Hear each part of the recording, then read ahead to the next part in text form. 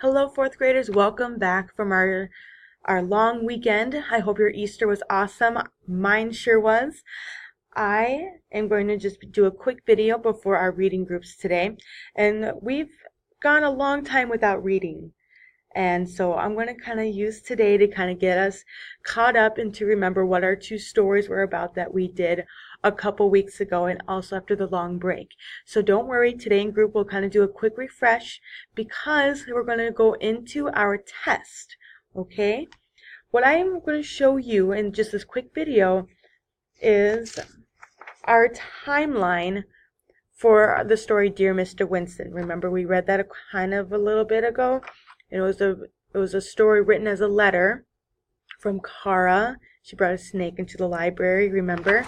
So here I have our snake here, and this will be one of your options to do for our test to do. Remember, we were working with generalizing and making, these assumptions of like what could happen. Maybe this happened, or if this happened, then this could happen. Remember, we were talking about those a while ago?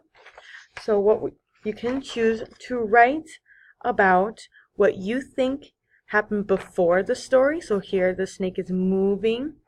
So you can write what you think happened before the story, before Kara brought the snake into the library.